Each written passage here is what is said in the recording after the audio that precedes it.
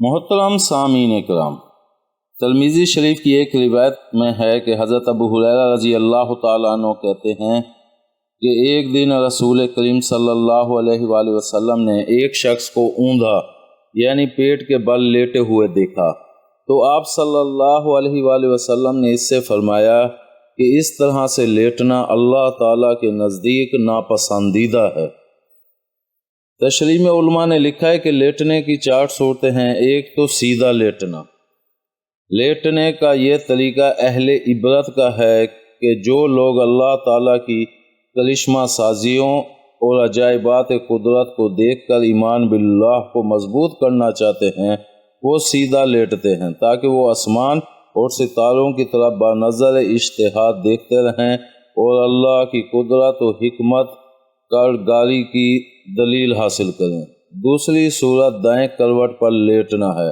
یہ اہل قباء کے لیٹنے کا طریقہ ہے۔ جو لوگ اللہ کی عبادت میں مشغول رہتے ہیں اور شب بیداری کرنا چاہتے ہیں وہ دائیں کروٹ پر لیٹ کر سوتے ہیں تاکہ غفلت کی نیند طاری نہ ہو اور وقت پر اٹھ کر نماز و وظائف اور اپنے مولا کے ذکر میں مشغول ہو سکیں۔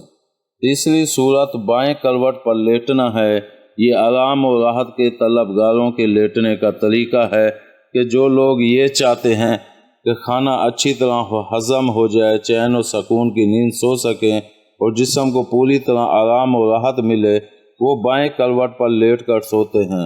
اور چوتھی صورت اوندھا یعنی پیٹ کے بل لیٹنا ہے۔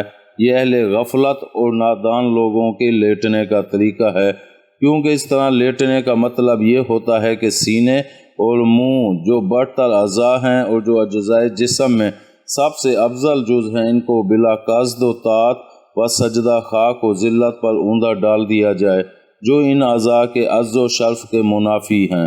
چونکہ اغلام کرانے والوں کی عادت ہے، اس لیے اوندھا لیٹنا اتنی ذلیل ترین برائی کی مشابہت اختیار کرنا ہے جو خود انتہائی بری بات ہے۔ امید ہے آپ کو ہماری یہ ویڈیو پسند آئی ہوگی۔ پسند آنے کی صورت میں لائک کریں، کامنٹ کریں اور شیئر کرنا مت بھولیں۔ ملتے ہیں اگلی ویڈیو تک۔ اللہ حافظ۔